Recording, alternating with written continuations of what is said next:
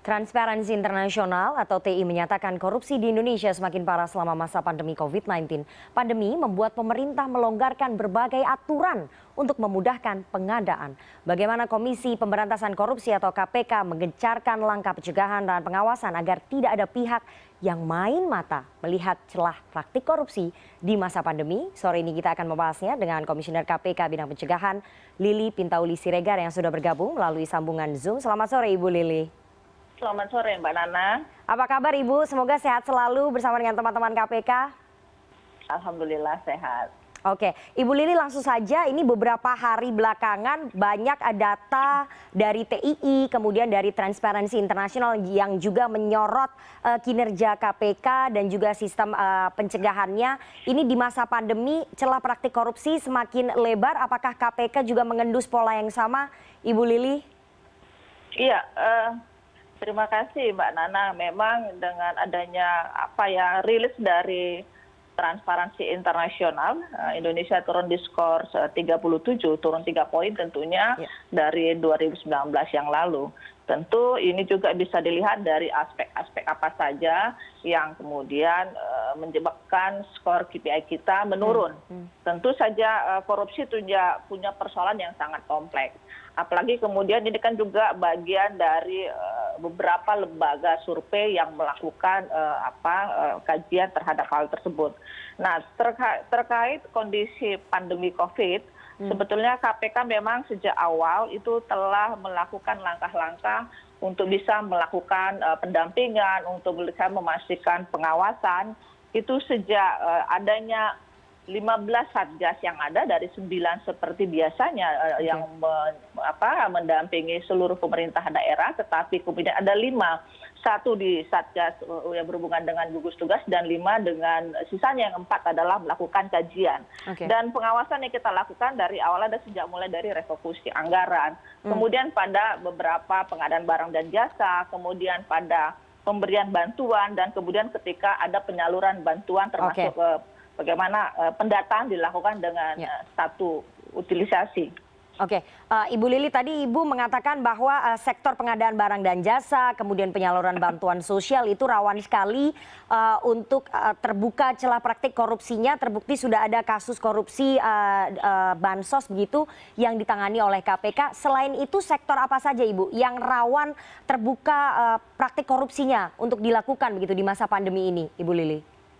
Iya, tentu seperti yang tadi kami sampaikan bahwa dari masa pandemi COVID ini, kita selain pada pengadaan barang dan jasa, juga pada penyaluran bantuan.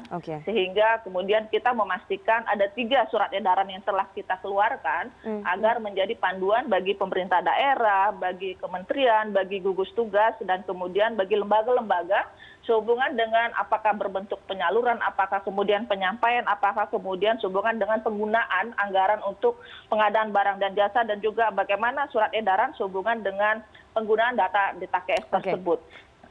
Oke, Ibu Lili, apakah dengan memberikan ataupun mengedarkan surat edaran ke pemerintah-pemerintah daerah itu sudah cukup Ibu untuk melakukan pencegahan terhadap praktik-praktik korupsi di tengah pandemi ini, Ibu? Oh, tentu saja tidak. Pertama bahwa dengan 15 satgas, dengan 9 satgas yang setiap hari melakukan pendampingan, melakukan pengawasan, melakukan kajian dan merekomendasikan apa-apa saja yang harus menjadi catatan, menjadi perbaikan, dan kemudian menjadi ingatan bagi penyelenggara baik di daerah. Kemudian kita melakukan kegiatan-kegiatan yang sehubungan dengan kontrol terhadap DTKS tersebut. Lalu kemudian kita memastikan dalam pengelolaan penganggaran. Jadi kita lakukan monitoring melalui teman-teman yang ada di koordinator wilayah, dan kemudian melakukan langkah-langkah di pusat. Jadi tidak sekedar mengeluarkan surat rekomendasi, tetapi kemudian kita mendorong agar ada optimalisasi terkait pelayanan tersebut dengan membuat rambu-rambu yang ada. Oke, pola pencegahannya selain membuat surat edaran, apakah harus diikat Ibu dengan fakta integritas? Itu sudah dilakukan oleh KPK Ibu kepada kementerian ataupun kepada pemerintah-pemerintah daerah? Iya, kalau terkait hal tersebut ya memang ada beberapa catatan karena ini tentu saja ada perbaikan-perbaikan dalam pengelolaan, dalam tata kelola manajemen yang ada. Kita harap adanya transparansi dan mengenai apakah ada fakta integritas yang dilakukan, ini belum menyeluruh sekarang. Tetapi ketika karena pandemi COVID sejak April, kemudian kita mengeluarkan surat edaran, kita melakukan pendampingan, teman-teman Korwil melakukan langkah-langkah setiap hari, ini kita harapkan bahwa semua tepat sasaran, semua mau menyelenggarakan kegiatan tersebut dengan tidak melakukan niatan untuk melakukan korupsi. Oke. Nah, iya. Ya, silakan Ibu diteruskan. Ya. Nah, kalau kemudian sehubungan dengan penandatangan fakta integritas, dalam waktu dekat beberapa lembaga juga telah melakukan hal yang sama. Tapi kan ini memang berlanjut. Nah, kalau kemudian dari April kemarin itu memang kita belum melakukan, tetapi kita melakukan kontrol, kita melakukan pendampingan, dan kita melakukan rekomendasi dan pengawasan kepada seluruh penyelenggaranya. Oke, di tengah masa pandemi ini ada ruang gerak yang terbatas dari teman-teman KPK? Sebetulnya tidak ada ya, karena kemudian ada digitalisasi. Jadi saya melihat bahwa teman-teman di pencegahan, teman-teman di penindakan tidak juga berkurang aktivitasnya. Bisa melakukan Zoom meeting, bisa melakukan kontrol jarak jauh, melakukan pengawasan dan pendampingan.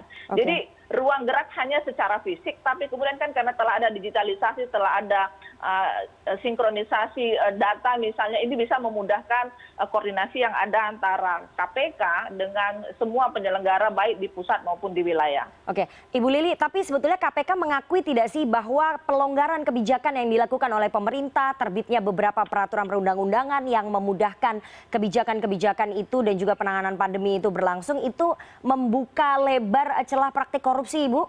Di tengah pandemi ini, itu diakui tidak sih sebenarnya oleh KPK?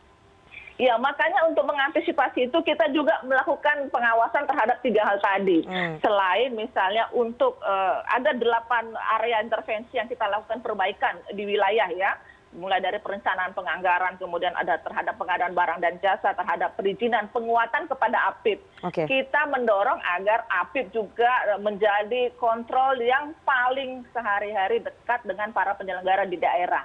Sehingga kita bisa harapkan mereka secara profesional, secara kemandirian itu mampu melaksanakan tugas-tugasnya. Dan bagaimana mengelola manajemen ASN dan kemudian hal-hal yang berhubungan dengan tata kelola dana desa tersebut. Dan ini kan juga bagian dari apakah anggaran-anggaran yang telah direalokasikan tersebut itu benar-benar tepat sasaran dan tidaknya. Gitu. Oke, setelah kemarin ada kasus korupsi bansos yang terkait dengan pandemi, apakah kedepannya ataupun saat ini KPK tengah menyidik begitu, menyelidiki adanya kasus dugaan korupsi, Ibu?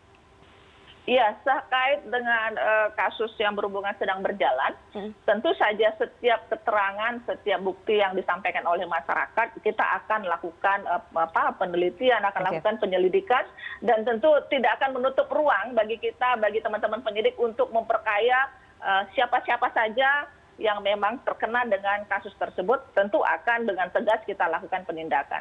Oke.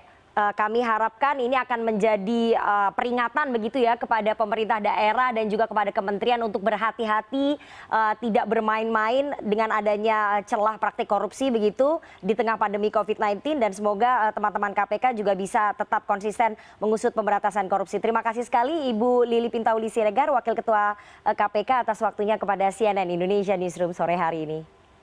Terima kasih Mbak Nana.